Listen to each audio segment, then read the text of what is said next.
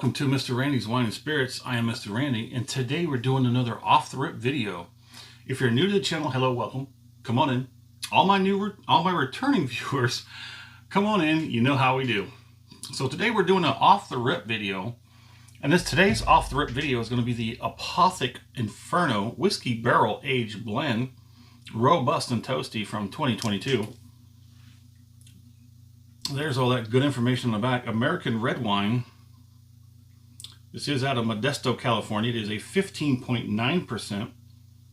There's all that information. Aged 60 days in whiskey barrels. That's a lot of good information right up front. So for all the new people, Mr. Randy does a 3-part series when he does reviews for whiskeys, wines, beers, libations of sorts.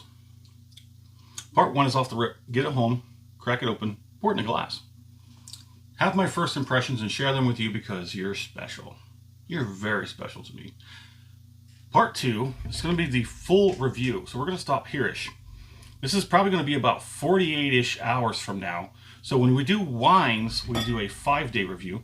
When we do whiskeys and spirits of sorts, we do a 1 to 2 week, to 3 weeks, to 4 weeks, to 5, 6, whatever it may be. Wines are special because they age faster once you've opened it. Halfway down is going to be the full review. We're going to stop-ish here, let it sit for 48 hours, come back, do the full review. I'm going to go online between here and now, or now and then, get as much or as little information as possible, bring it back to you, and we'll share. Part 3, final pour, all the way down here. We're going to have that final pour, thusly named, and then compare it to the first pour today and everything in between. So, let's go ahead and get this cracked open. You might have noticed that I have done a few of these Apothics before, and I'm going to have to dig out my thing because this is starting to get fancy. The more you pay for the bottles, the harder it gets to open them. They're no longer metal twist caps. They're this better. Is this going to be a cork? I think it's going to be a cork. Come on. I think it's going to be a cork. It is. Okay then, so that means it's going to make it a little bit harder than I thought we were going to be doing today. Oh, we're just going to have to tear all that foil off, all of it. Come on, get naked, get naked. All right, so let's go ahead and get this fancy McDoodad cork screw in there.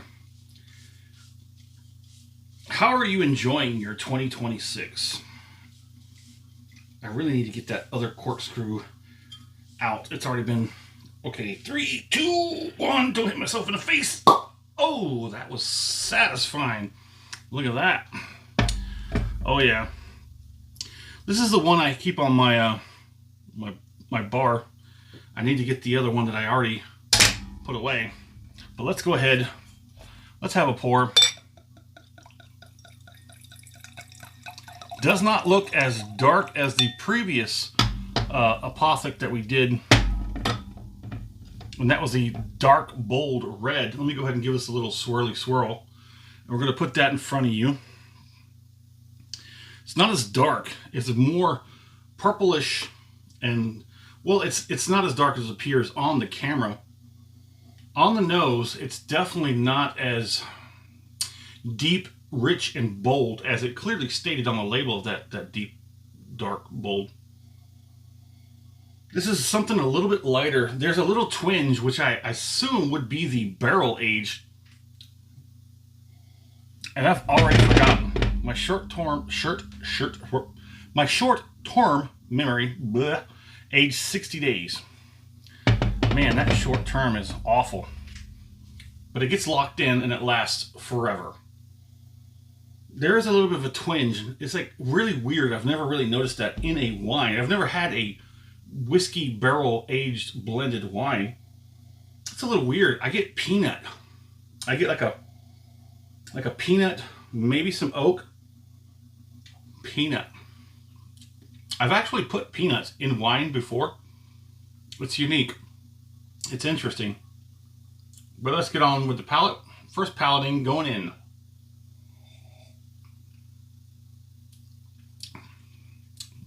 Yeah, that same weird twinginess is on the palate.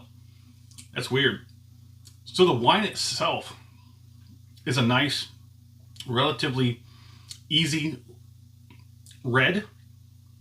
I'm going to have more information about this when we do the full review. But it's like, it is. I think I might actually like this. I think it'll really smooth out and round itself out once we get to the midsection. If you're a returning viewer, you know I like to make these little predictions.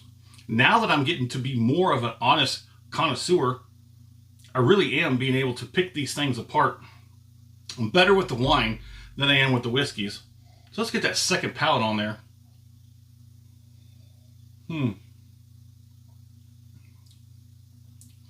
Reminds me of that one, I believe I call it like a new shoe, like a cheap new shoe kind of smell. It's got that weird off kind of rubbery, weird kind of smell. That's there. It smells like a cheap new shoe. And I don't mean to insult it in any manner, shape, or form. This line, Apothic, is becoming my second favorite. And dare I say, it's given the Yellowtail a run for its money. Now, yes, the Apothic does cost considerably more, at least twice as much as the Yellowtail. Some of these bottles do get up to $30 and beyond, but you get what you pay for, don't you? Yes, you do. Let's go in for another one. Sorry, switch to my left hand. Look at that. All right, just watch.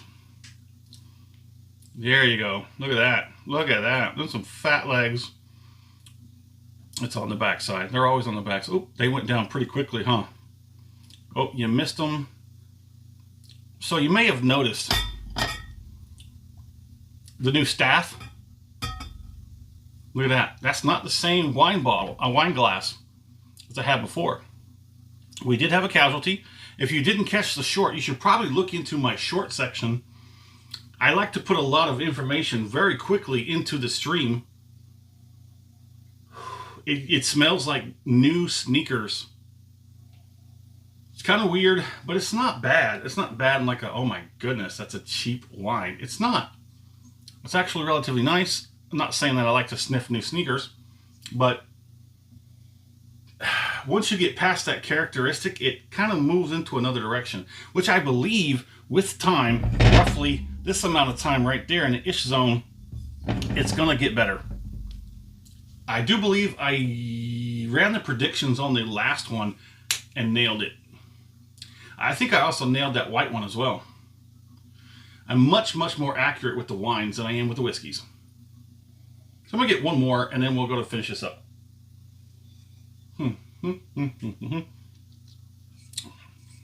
Indeedy. So,